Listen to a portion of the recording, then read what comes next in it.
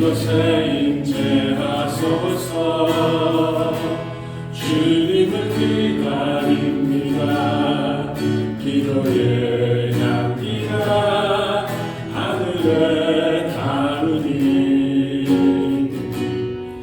주여 임재하여 주소서. 이곳에 오셔서 이곳에 앉으소서. 이곳에서 드리는 예배를 받으소서. 주님의 이름만이 오직 주의 이름만 이곳에 있습니다. 이곳에 오셔서 이곳에 앉으소서. 이곳에서 드리는 예배를 받으소서. 주님의 이름만이 오직 주의 이름만 이곳에 있습니다.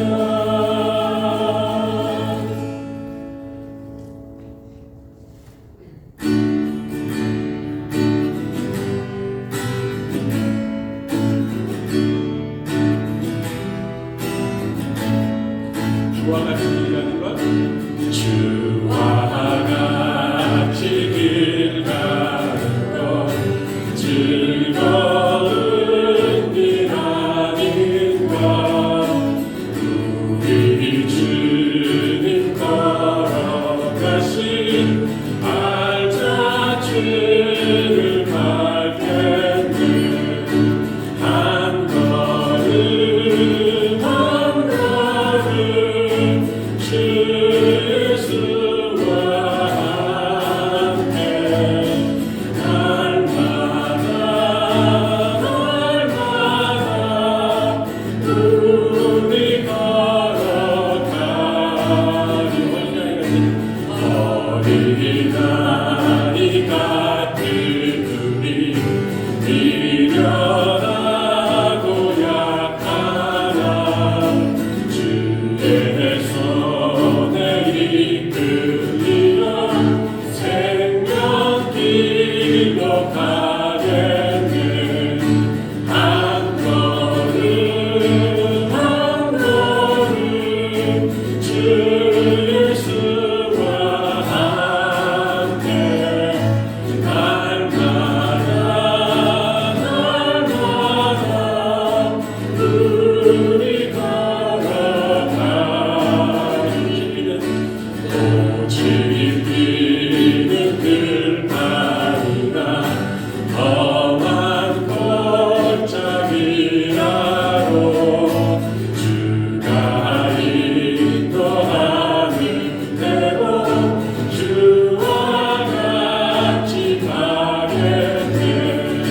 한 걸음 한 걸음 주 예수와 함께 날마다 우리 걸어가리. 옛 선지자의 똑같이 우리들도 천국에 올라갈 때까지 주와 같이 걷겠네. 한 걸음 한 걸음 주 예수와 함께 날마다 우리 걸어가리.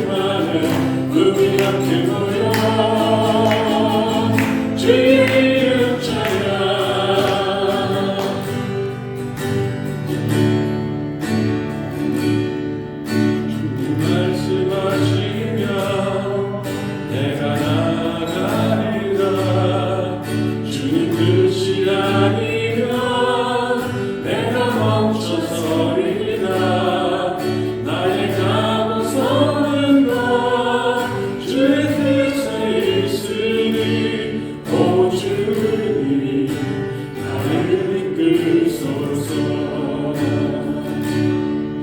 주님 말씀하시면 내가 나가리라.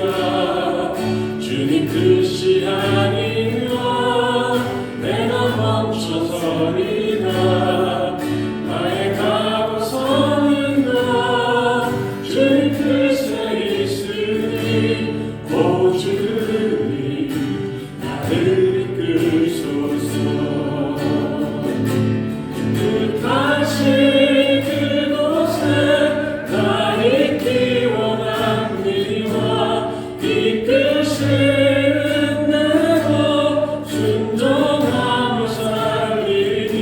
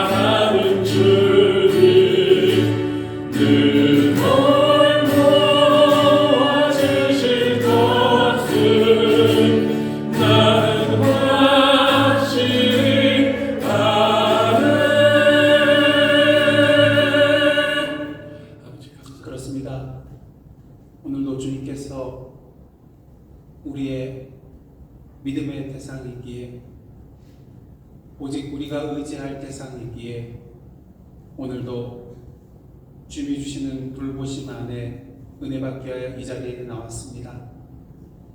오늘도 말씀 가운데, 찬양 가운데, 기도 가운데 주님의 돌보심을 받는 은혜의 시간 될 수 있도록 성령으로 인쳐 주시옵소서. 오늘도 계속해서 다윗의 이야기를 통하여서 말씀을 듣기를 원합니다. 이 말씀을 통하여 우리 자신을 돌아보며 주님께서 오늘 이 이야기를 통하여 우리에게 주시는 말씀이 무엇인가를 분명히 밝히 깨달아 알고 그 말씀 앞에 무릎으로 결단하는 귀한 은혜의 시간 될 수 있도록 인도하여 주옵소서. 예수님의 이름으로 기도드리옵나이다. 아멘. 할렐루야. 네, 그동안 평안하셨습니까? 옆에 분 보시고 당신이 옆에 계셔서 행복합니다.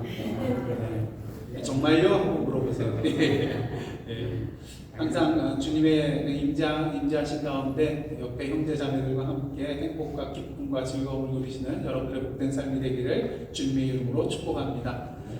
계속해서 저희들에게 주시는 말씀은요, 오늘 사무엘하서 10장 1절로부터 19절까지의 말씀입니다. 좀 긴데요. 오늘 말씀 천천히 가보도록 하겠습니다. 사무엘하서 10장 1절로부터 19절까지의 말씀입니다. 저와 여러분이 한 절씩 교독한 후에 마지막 19절을 함께 합독하시겠습니다. 그 후에 암몬 자손의 왕이 죽고 그의 아들 하눈이 대신하여 왕이 되니 다윗이 이르되 내가 나하스의 아들 하눈에게 은총을 베풀되 그의 아버지가 내게 은총을 베푼 것 같이 하리라 하고 다윗이 그의 신하들을 보내 그의 아버지를 조상하라 하니라. 다윗의 신하들이 암몬 자손의 땅에 이르매 암몬 자손의 관리들이 그들의 주 하눈에게 말하되 왕은 다윗의 조객을 당신에게 보낸 것이 왕의 아버지를 공경함인 줄을 여기시나이까. 다윗이 그의 신하들을 당신에게 보내 이 성읍을 엿보고 탐지하여 함락시키고자 함이 아니니까 하니 이에 하눈이 다윗의 신하들을 잡아 그들의 수염 절반을 깎고 그들의 일복에 중동볼기까지 자르고 돌려보내매 사람들이 이 일을 다윗에게 알리니라. 그 사람들이 크게 부끄러워하므로 왕이 그들을 맞으러 보내 이르기를 너희는 수염이 자라기까지 여리고에서 머물다가 돌아오라 하니라. 암몬 자손들이 자기들이 다윗에게 미움이 된 줄 알고 암몬 자손들이 사람을 보내 벤롭 사람 아람 사람과 소바 아람 사람의 보병 2만 명과 마아가 왕과 그의 사람 1000명과 돕 사람 12,000명을 고용한지라. 다윗이 듣고 요압과 용사의 온 무리를 보내매 암몬 자손은 나와서 성문 어귀에 진을 쳤고 소바와 루옵 사람 아람 사람과 돕과 마아가 사람들은 따로 들에 있더라. 요압이 자기와 맞서 앞뒤에 친 적진을 보고 이스라엘의 선발한 자 중에서 또 엄선하여 아람 사람과 싸우려고 집치고 그 백성의 남은 자를 그 아우 아비새의 수하에 맡겨 암몬 자손과 싸우려고 집치게 하고 이르되 만일 아람 사람이 나보다 강하면 내가 나를 돕고 만일 암몬 자손이 너보다 강하면 내가 가서 너를 도우리라. 너는 담대하라. 우리가 우리 백성과 우리 하나님의 성읍들을 위하여 담대히 하자. 여호와께서 선히 여기시는 대로 행하시기를 원하노라 하고 요압과 그와 함께한 백성이 아람 사람을 대항하여 싸우려고 나아가니 그들이 그 앞에서 도망하고 암몬 자손은 아람 사람이 도망함을 보고 그들도 아비새 앞에서 도망하여 성읍으로 들어간지라. 요압이 암몬 자손을 떠나 예루살렘으로 돌아가니라. 아람 사람이 자기가 이스라엘 앞에서 패하였음을 보고 다 모임에 하다데셀이 사람을 보내 강 건너쪽에 있는 아람 사람을 불러내매 그들이 헬람에 이르니 하다데셀의 군사령관 속박이 그들을 거느린지라. 어떤 사람이 다윗에게 알림해 그가 온 이스라엘을 모으고 요단을 건너 헬람에 이르매 아람 사람들이 다윗을 향하여 진을 치고 더불어 싸우더니 아람 사람이 이스라엘 앞에서 도망한지라. 다윗이 아람 병거 700대와 마병 4만 명을 죽이고 또 그 군사령관 소박을 치매 거기서 죽으니라. 함께 읽겠습니다. 하데레셀에 속한 왕들이 자기가 이스라엘 앞에서 패함을 보고 이스라엘과 화친하고 성민이 그러므로 아람 사람들이 두려워하여 다시는 암몬 자손을 돕지 아니하니라. 아멘. 이는 하나님의 말씀입니다. 여러분 오늘 19절 말씀까지 다 읽었는데 이 내용이 이렇게 그려지시나요? 조금 복잡하죠. 특히 뭐 암몬, 아람 뭐 이런 나라 이름 비슷비슷해요. 네, 그러다 보니까 이게 지금 갑자기 암몬 얘기가 나오다 또 아람 얘기가 나오고 또 마지막에서 아람 얘기로 끝마쳐지는 것을 볼 때 좀 여러분들 헷갈리실 수가 있습니다. 그래서 오늘 1절부터 19절까지의 말씀 한번 천천히 저희가 살펴볼 때에 이게 도대체 무슨 이야기인가, 그 이야기를 통해서 하나님께서 저희들에게 주시고자 하는 말씀이 무엇인가 한번 깨닫고 또 결단하는 그런 은혜의 시간 되시기를 원합니다. 여러분 담대하라 이런 말 많이 들어보셨을 거예요. 근데 이 담대하라라는 말을 듣게 될 때 어떤 느낌이 드십니까? 또 어떤 생각이 드십니까? 담대하라고 말하는 거 보니까 뭔가 큰 일이 앞에 있나 보다. 내 힘으로 쉽게 해결할 수 있는 일이 아닌가 보다. 아마 이런 생각이 들고 누군가 여러분에게 오셔서 담대하십시오 하면은 뭔가 좀 두렵고 부담감이 있을 것 같아요. 특히 뭐 병원에서 의사 선생님이 마음을 강하게 하십시오 하면 어떻습니까? 이거 죽을 병 걸렸나 보다. 당장 두려운 마음이 들게 되죠. 담대하란 말 우리가 그냥 쉽게 받아들이기는 어려운 말 같습니다. 쉬운 얘기가 아니잖아요. 그래서 성경 이야기를 보시면은 하나님께서 성경 인물들에 대해서 담대하라 이런 말씀을 자주 하세요. 근데 이상한 것은 여러분 하나님께서 이런 말씀을 주실 때 보면은 내가 너와 함께 하겠다 이런 말과 함께 담대하라 이 말씀을 주세요. 근데 하나님께서 함께 하시는데 담대할 필요가 있을까요? 이유가 있어요. 그 이유는 대표적인 이유 하나가 뭐냐면요. 하나님께서 함께 하시지만 우리가 우리 손으로 해야 할 일이 있기 때문에 하나님께서 담대하라고 말씀하시는 거예요. 그냥 하나님께서 알아서 다 처리해 주시고 너는 가만 앉아 있으라. 때로는 그럴 때도 있지만 대부분 어떻습니까? 하나님께서 우리의 손과 발과 입술을 통하여 뭔가를 하시기 위해서 우리에게 담대하라 그렇게 말씀하실 때가 많다는 거예요. 그래서 뭐 강하고 담대하라 그러면 여러분 누가 생각이 나십니까? 여호수아 생각이 나시죠. 모세에 의해서 이스라엘의 지도자가 된 여호수아 한번 생각을 해보시기 바랍니다. 많은 그런 부담감을 마음속에 안고 있었을 거예요. 전에는 뭐 모세가 지도자가 되어서 모세가 시키는 대로 하면 됐잖아요. 근데 이제는 자기가 지도자로서 온 이스라엘 백성을 이끌어야 되잖아요. 그러게 하나님께서 여호수아에게 말씀을 해주시는데 여호수아 1장 5절과 6절 말씀 제가 공독해 드리겠습니다. 한번 잘 들어보세요. 네 평생에 너를 능히 대적할 자가 없으리니 내가 모세와 함께 있었던 것 같이 너와 함께 있을 것임이니라. 내가 너를 떠나지 아니하며 버리지 아니하리니. 그 다음에 중요한 것이 강하고 담대하라. 너는 내가 그들의 조상에게 맹세하여 그들에게 주리라 한 땅을 이 백성에게 차지하게 하리라. 누가요?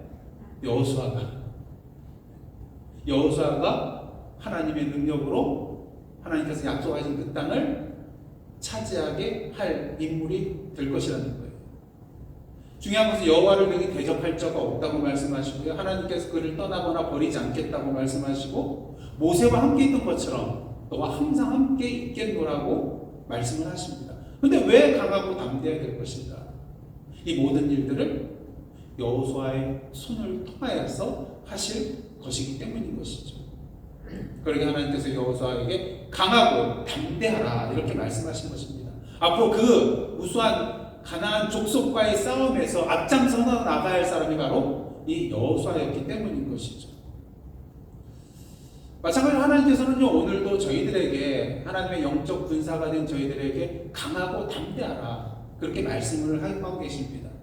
왜냐하면 오늘도 영적인 전쟁터에서 앞장서서 나아가야 될 자가 누구예요? 바로 저와 여러분이기 때문인 것이죠.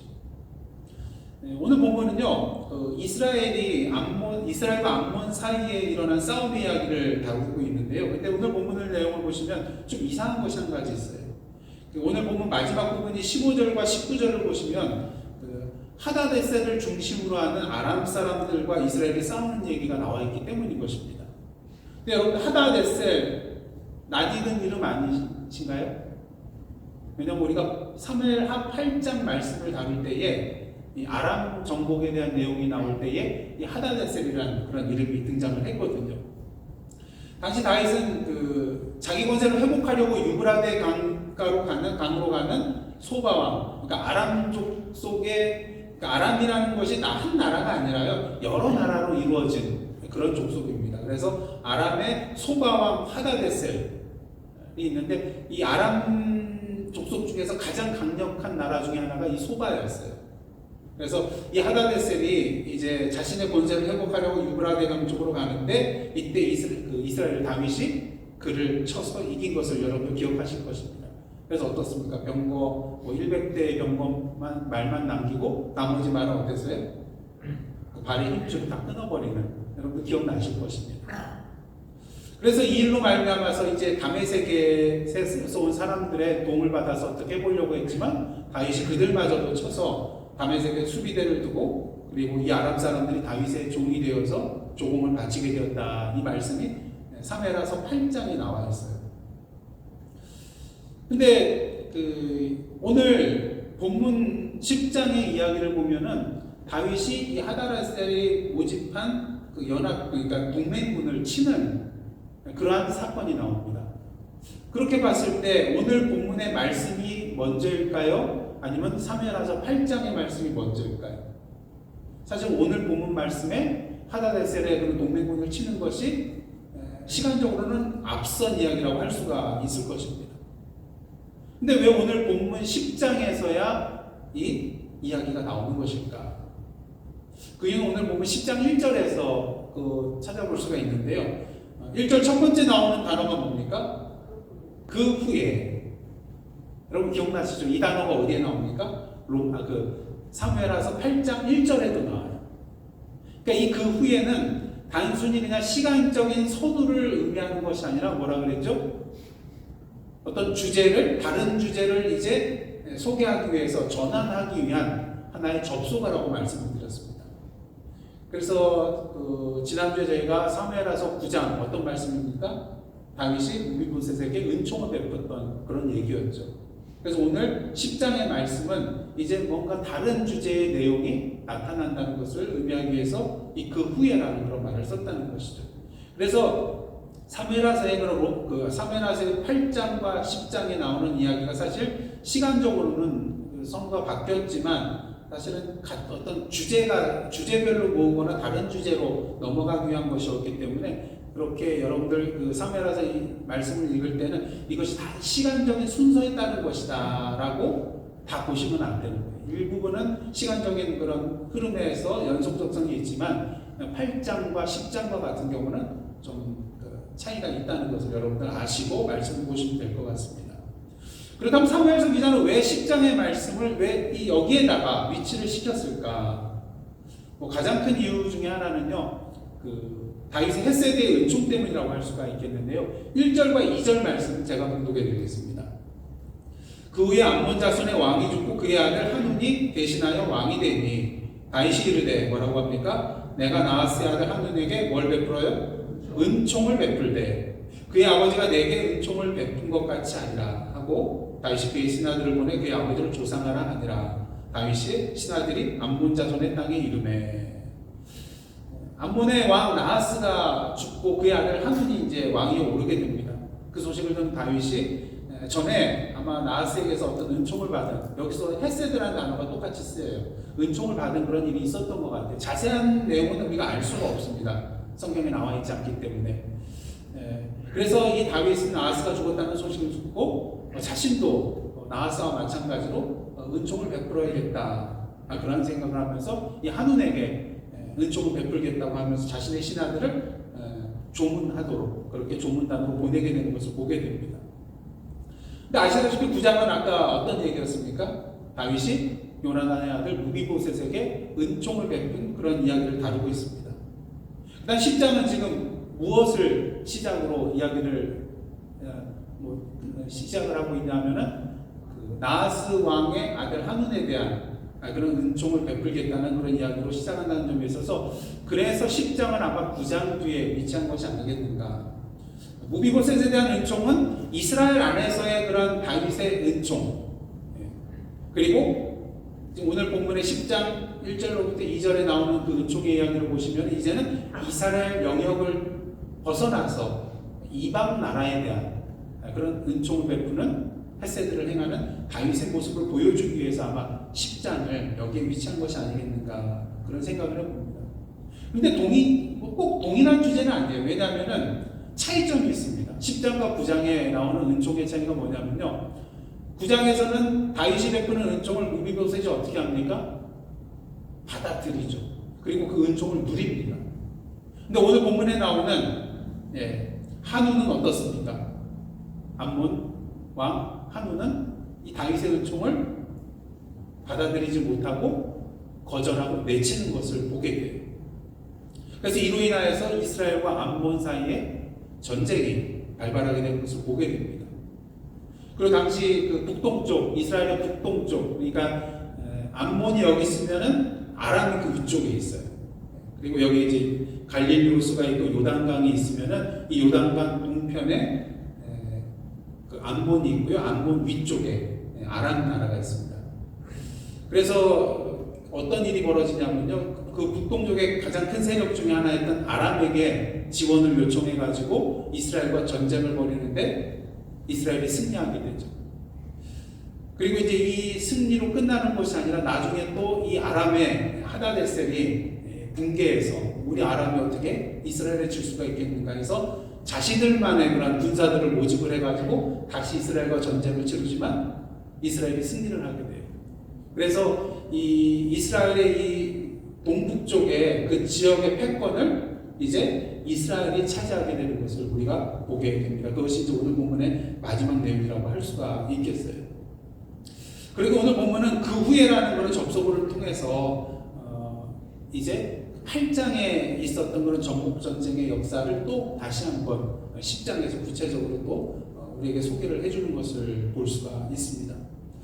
그렇다면 오늘 본문 이야기에 발단이 된 그 암몬 왕과 또 다윗 사이에 일어난 사건이 무엇인가 한번 자세히 살펴보도록 하겠는데요. 앞서 말씀드린 대로 다윗은 조문단을 한눈에게 보내게 됩니다. 하지만 이러한 다윗의 선한 의도를 한눈은 제대로 받아들이지 못하고 내치게 되는데요. 3절과 4절 말씀 그 이유가 뭔지 한번 보도록 하겠습니다. 암몬 자손의 관리들이 그들의 주 한눈에게 말하되 뭐라고 합니까? 왕은 다윗이 조객을 당신에게 보낸 것이 왕의 아버지를 공경함인 줄로 여기시나이까? 그렇지 않다는 거죠. 그래서 다윗이 그의 신하들을 당신에게 보내 이 성을 뭐 하겠다는 거예요? 엿보고 탐지하여 함락시키고자 함이 아니니까. 정말 충신들이 있어야 되는데 한눈의 눈을 멀게 하는 그런 신하들이 주위에 너무나도 많았던 것 같아요. 그래서 이 한눈이 뭐라고 합니까? 어떻게 합니까? 다윗의 신하들을 잡아서 그들의 수염 절반을 깎고 그들의 의복에 중동볼기까지 자르고 돌려보내네. 사실 암몬의 관리들과 한눈이 다윗의 이 선한 행위를 의심하는 것 사실 이해가 잘 되지 않아요. 여러분 나하스 왕이 살아있을 동안에 그 신하들과 아들 한눈이 다윗과 나하스가 어떤 관계에 있다는 것을 봤을까요? 못 봤을까요? 당연히 봤겠죠. 경험을 했을 것입니다. 그렇다면 다윗이 평소 어떻게 대했는가를 분명히 알았을 거예요. 그리고 자신의 아버지가 다윗에게 은총을 베풀 만큼의 그런 관계라면은 다윗이 당연히 조문단을 보내는 것을 자연스럽게 받아들였을 거예요. 그렇다면 이렇게 암몬의 관리들과 한눈이 다윗에 대해서 의심을 하는 이유는 무엇일까? 특히 한눈의 행위를 보시길 바랍니다. 조문을 받지 않고 그냥 신하들을 돌려보내기만 해도 됐을 터인데 어떻게 합니까?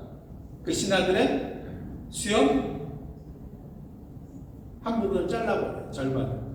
그러니까 가로로 잘라도 이상하지만 이것은 한쪽은 남겨놓고 한쪽은 잘라버렸다는 거예요. 그 다음에 의복에서 중동볼기까지 잘라보냈다. 이건 뭐냐면은 그 이스라엘 사람들이 의복은 이렇게 치마처럼 그냥 길게 늘어뜨리는 옷이잖아요. 중동볼기는 거의 엉덩이 위치 정도까지 되는 겁니다. 그러니까 엉덩이가 거의 드러날 정도까지 의복을 잘라버렸다는 거예요. 그리고 당시 고대 이스라엘 사람들은 이 겉옷만 입고 내의는 입지 않았대요. 그러니까 얼마나 이거는 오늘날로 말하면은 여자의 그냥 그 짧은 치마 그거 입은 것과 똑같은 그런 모습일 거예요. 근데 속내의를 안 입었어요. 얼마나 수치스럽습니까?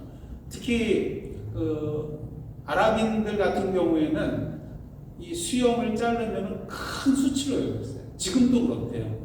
그래서 아랍인들 보면 수염 기르잖아요. 그래서 여러분 한번 가셔서 반쪽을 한번 잘라보십시오. 큰일 납니다. 그 당시 지금 다윗의 신하들도 수치 중에 수치, 특히 콧수염은 남성을 상징하는 그런 상징물과 같은 거였거든요. 그러니까 그것을 잃어버렸으니 이거 얼마나 치욕스러운 일이 아니겠습니까? 그렇다면 이 하느니 왜 이렇게까지 했을까? 그냥 돌려보낼 걸. 왜 이렇게까지 했을까? 뭐 여러 가지 그런 주장이 있는데요. 대표적으로 세 가지를 말씀드리면, 첫 번째는 당시 사방으로 그 영역을 넓혀가는 다윗의 정복 사업을 알고 있었기 때문이라는 것이죠. 그 소문을 분명히 들었을 것입니다. 주변국을 계속해서 점령해 나아가는 다윗의 그런 소문을 들었을 거예요. 그러다 보니까 아마 우리 암몬의 그 성인 랍바성도 아마 이들이 침공하기 위해서, 랍바성은 점령하기 힘드니까 이렇게 조문단을 보내가지고 이 성 안에 그런 어떤 일이 있고 또 어떻게 구조가 되어 있는가를 잘 보아가지고 나중에 침공할 때 써먹기 위해서 계략적으로 이렇게 한 것이 아니겠는가, 그런 생각을 할 수 있었다는 것이죠. 그 다음 두 번째 생각할 수 있는 것은요, 봉신죄악의 관계에서 벗어나기 위한 것이라고 할 수가 있습니다. 사무엘상 11장을 보면 암몬 나하스가 길란 야베스를 침공하는 것을 보게 돼요. 거기 치러 가니까 야베스 사람들이 너무나도 강한 상대이기 때문에 겁을 먹고 두려운 마음 가운데 이 나하스 왕에게 나아가서 우리가 조약을 맺읍시다. 그럼 우리가 당신의 종이 되겠습니다. 그럼 된 거 아니에요. 피도 안 흘리고 종이 되겠다는데. 근데 암몬 나하스가 어떻게 했습니까? 당신들의 오른쪽 눈을 다 빼버리면 조약을 맺어주겠다. 이건 난처한 순간이에요. 위기의 순간입니다. 그때 야베스의 장로들이 뭐라고 합니까? 우리에게 시험을 주십시오. 이스라엘 각 지역에 전령들을 보내가지고 우리를 구원해 줄 사람이 오면은 좋지만 만약에 없게 된다면 당신의 말대로 하겠다. 그래서 전령들을 다 보냈죠.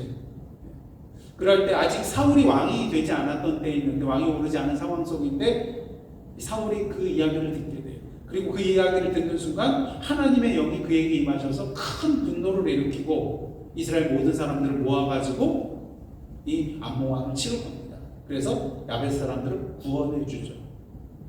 그리고 이때 아마도 이 나하스 왕이 패하게 되면서 아마 봉신의 관계로 되지 않았겠는가. 그래서 이스라엘은 사울 왕은 공주가 되고 그 다음에 암몬은 봉신이 되어서 종의 그런 관계 속에서 그러한 화친 조약을 맺지 않았겠는가, 그런 생각을 해보게 됩니다. 근데 이러한 가운데 나하스가 죽었고 한우는 아마 어려서부터 그것을 보았을 수도 있어요. 사울에게 패함으로 말미암아서 이스라엘에게 암몬 족속이 수치를 당하고 계속 종살이를 하는 것에 대해서 조공을 바치는 것에 대해서 기분 나쁘게 생각했을 거예요. 그래서 이번 기회에 한번 우리가 이스라엘의 손에서, 다윗의 손에서 한번 벗어나자 하는 그런 마음이 품었을지도 모르겠습니다. 그러한 가운데 조문단을 보낸다 그러니까 이거 한번 붙어볼까? 한번 생각하면서 이렇게 수치를 당하게 하면서 신하들을 수염도 자르고 중동복이까지 옷도 잘라가지고 그렇게 보낸 것이 아니겠는가 생각을 해볼 수가 있습니다. 그 다음에 이제 그렇다면은 이렇게 되면은 자기들이 힘이 강해서 혹시 이랬을까? 그건 아니었어요. 믿는 바가 뭐가 있었어요. 뭐였냐면은 자신들의 북쪽에 위치한 아람 그 족속들이 자신들을 도와줄 수 있는 그런 관계에 있었던 것 같아요. 그러다 보니까 당시 그 이스라엘 북동쪽 쪽의 패권을 잡고 있었던 그 아람 족속들을 믿는 마음으로 아마 이렇게 행하지 않았겠는가, 그런 추측들이 있습니다. 그 다음 이제 세 번째 새로운 주장인데요. 이런 주장이 나타난 것은 뭐 그렇게 오래되지 않았는데 좀 놀랄 만한 주장인데요. 다윗이 암몬 왕 나하스와 친족 관계에 있었기 때문이라는 거예요. 어떻게 이방 사람과 친족 관계에 있을 수 있을까? 여러분 한번 사무엘하서 17장 25절 한번 찾아보시기 바랍니다. 사무엘하서 17장 25절입니다. 여기 사람 이름들이 굉장히 여러 번씩 나오는데 좀 복잡해요. 그래서 일단 먼저 찾으신 분이 한번 큰 소리로 읽어주신 다음에 제가 설명을 해드리도록 하겠습니다. 25절입니다. 사무엘하서 17장 25절. 압살롬이 아마사로 요압을 대신하여 그 지휘관으로 세웁니다. 아마사는 이스라엘 사람 이드라라 하는 자의 아들이라. 이드라가 나하스의 딸 아비갈과 동침하여 그를 낳았으며 아비갈은 요압의 어머니 스루야의 동생이더라. 자, 이 내용을 보시면 암몬 왕 이름이 나오고 있죠.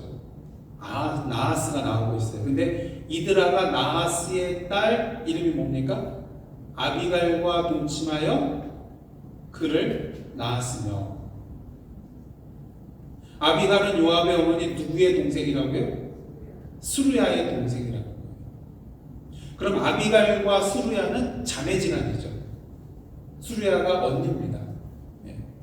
근데 아시다시피 요압의 어머니 그 수루야는 다윗의 누이예요. 그러면 여러분들 관계가 이제 그려지시나요? 다윗과 수루야가 누이 관계예요. 다윗의 누이가 수루야예요. 근데 수루야와 아비갈이 오누이, 그러니까 자매 관계예요. 그러면 다윗과 아비갈의 관계도 남매 관계라는 거죠. 좀 이상하지 않습니까? 암몬 왕 나하스의 딸 아비갈과 다윗이 남매지간이라는 거예요. 그럼 누가 같은 것일까요?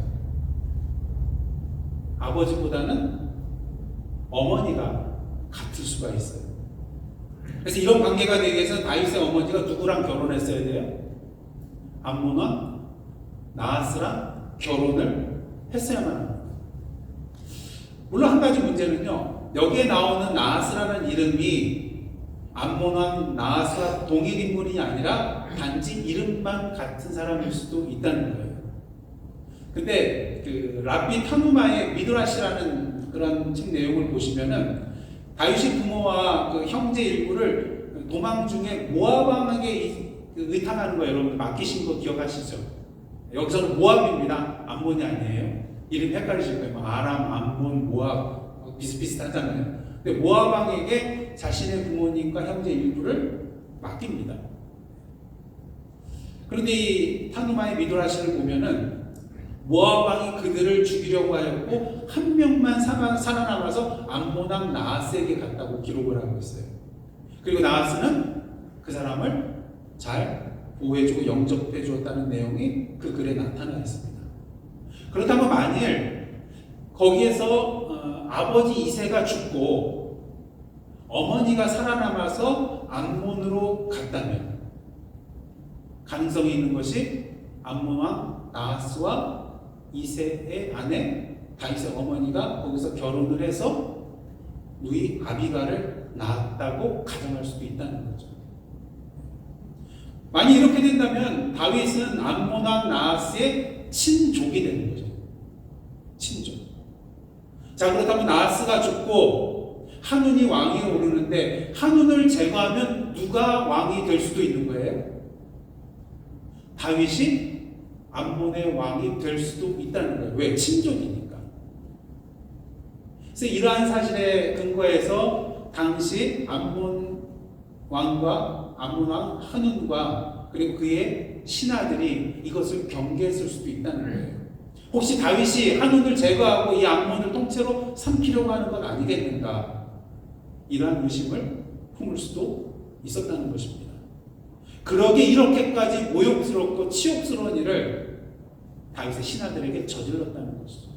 만약 이 주장이 맞는다면 충분히 하느니 왜 이렇게 했는가 너무나도 쉽게 이해가 될 수가 있을 거예요. 자신의 왕위를 넘보고 자신을 죽이려고 하는 그런 다윗이라고 생각했을 수 있기 때문인 것이죠. 물론 우리는 한운이 이렇게까지 왜 행했는가는 정확히는 이유는 알 수가 없습니다. 하지만 한 가지 확실한 것은 다윗의 선의에 대해서 어땠습니까? 그 헷세대의 은총을 거절하고 다윗의 선을 뭘로 갚았어요? 악으로 갚았다는 것입니다. 그렇다면 이러한 한운의 행위는 어떤 결과를 가져오게 되었을까? 오늘 본문을 보시면 다윗이 이 소식을 듣게 됩니다.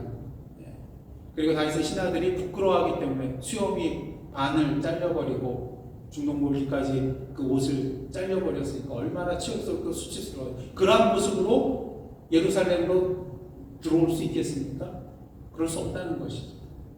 그렇게 다윗은 그들을 배려해서 여리고 성에 머물게 하고 수염이 자라기까지 거기에 머물도록 그렇게 해주는 것을 보게 됩니다.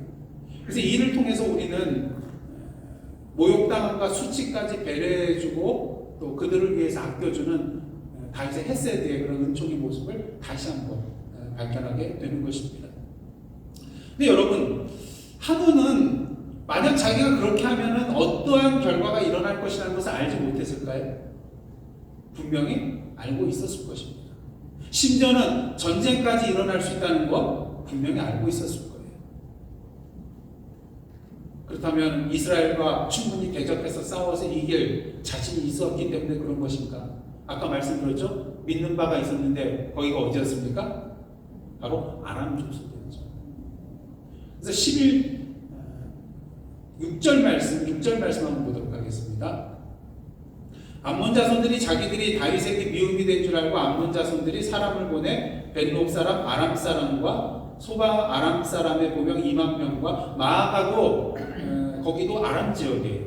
그래서 마아가 왕과 그의 사람 1000명과 돕 사람 12,000명을 고용한지라. 근데 중요한 것은 그냥 그들이 그냥 온 것이 아니라 뭐 한 거예요? 암몬 왕이 그들을 고용했다는 거예요. 뭘 줬다는 거예요? 그러면 돈을 줬다는 거예요. 그래서 오늘 본문에는 나와 있지 않지만 같은 내용을 다루고 있는 역대상 19장 7절을 보시면요, 암몬이 이를 위해서 은 1000달란트를 지불하게 되는 것을 보게 됩니다. 그러니까 오늘날로 이거 어느 정도 가치가 있는 거냐면요, 그 노동자 6천만 명을 하루 동안 고용할 수 있는 그러한 액수예요. 6천만 명. 그러니까 어마어마한 액수죠. 그리고 수많은 군사뿐만 아니라 역대상서를 보면요, 병거가 32,000대나 되었다고 나와 있습니다. 32,000대의 병거. 엄청난 숫자죠.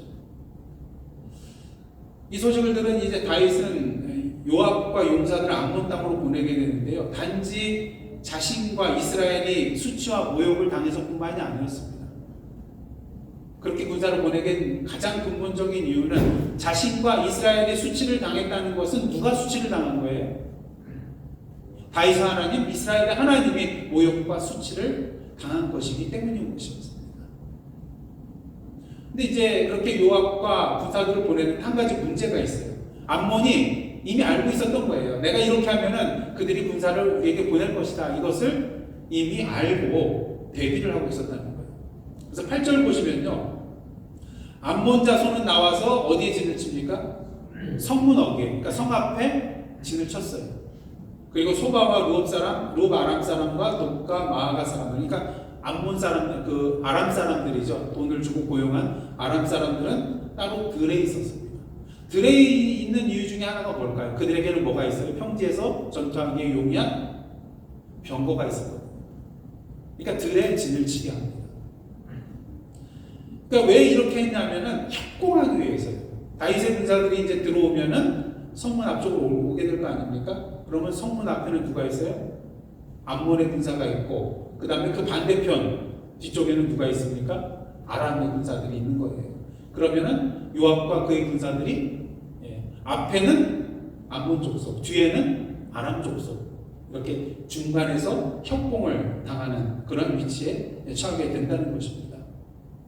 그래서 이러한 사실을 알게 되는 깨달은 요압은요, 어떻게 하냐면요, 군사들 중에 엄선해가지고 자신은 아람 사람과 싸우기 위해서 진을 치고요. 그러니까 자신들 뒤쪽, 그 성 뒤쪽, 자신들의 뒤쪽에 진을 치고, 그 다음에 동생 아비새에게 남은 군사들을 맡겨서 성적으로 암몬 군사들을 상대하도록 진을 치게 합니다. 그리고 아비새에게 이런 말을 하죠. 11절입니다. 우리 그리스도인으로서 어떠한 삶을 살아야 되는가 11절 보시면 분명히 나와 있는데, 이르되 만일 아람 사람이 나보다 강하면 네가 나를 돕고 만일 암몬 자손이 너보다 강하면 내가 가서 너를 도우리라. 오늘날 이런 삶을 사는 사람들이 많지 않은 것 같아요. 내가 힘들 때는 다른 사람이 와서 도와주기를 원하지만 다른 사람이 위험에 빠졌을 때는 오히려 한 발 뒤로 물러서는 그런 모습들이 많이 나타나고 있잖아요. 그렇다면 요압이 아비새에게 이러한 말을 했다는 것은 이 싸움이 어떤 싸움이라는 거예요? 이기기 쉽지 않은 싸움이라는 거예요. 어떻습니까? 만약에 아우가 약해가지고 당하게 되면은 형 요압이 가서 도와줘야 되는데, 그렇게 되면 무슨 일이 생겨나죠? 아람과 싸우는 그 요압이 담당한 그쪽에 공백이 생겨나는 거예요. 전력의 공백이 생겨납니다. 그럼 어쩌고 보면 그냥 다 함께 망할 수밖에 없는 그런 일이 벌어질 수도 있다는 것이죠. 그러게 요압이 계속해서 말하죠. 12절 말씀, 오늘 요절 말씀이라고 할 수가 있는데요. 다 함께 읽겠습니다. 크게 읽겠습니다. 시작. 너는 담대하라. 우리가 우리 백성과 우리 하나님의 성읍들을 위하여 담대히 하자. 여호와께서 선히 여기시는 대로 행하시기를 원하노라. 너는 담대하라. 한 번만 담대하라고 말하지 않아요. 그 다음에 두 번째는 우리가 담대히 하자. 너는 담대하라. 우리가 담대히 하자.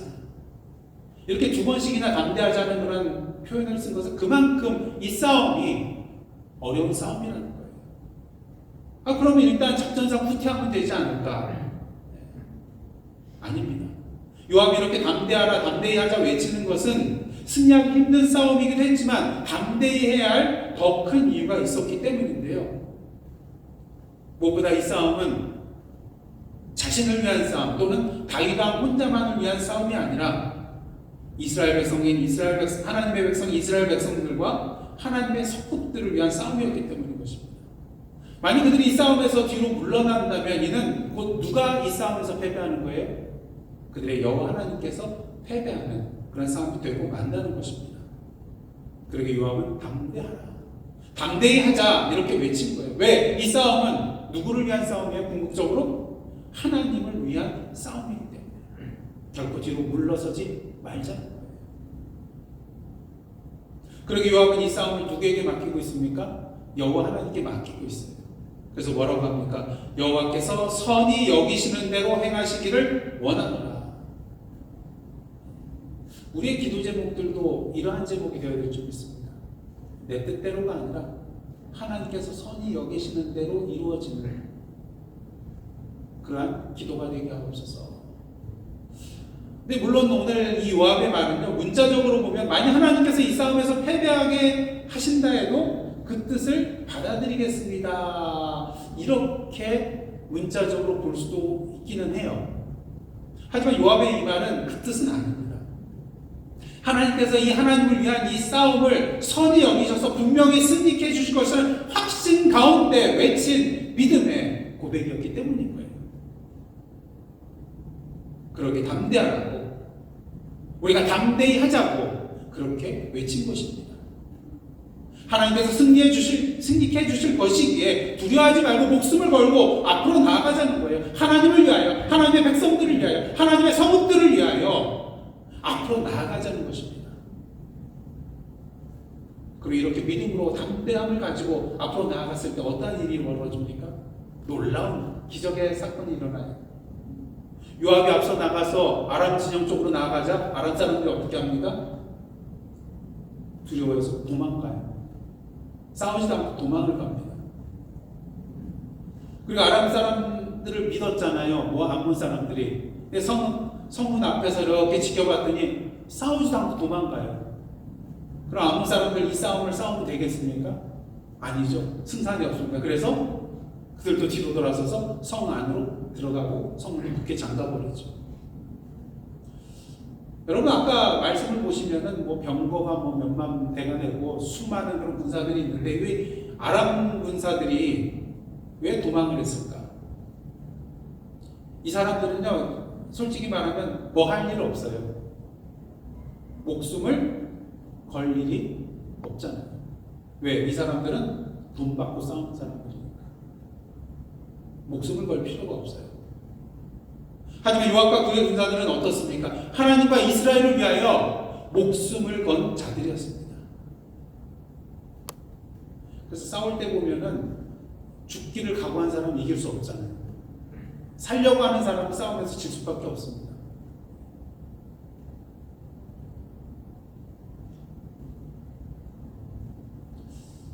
그리고 사실 궁극적인 승리의 비결은 뭐였냐면 하나님께서 요압과 그의 군사들을 선하게 여겨서 아람 사람들의 마음속에 두려움을 주셨기 때문이라는 것이죠.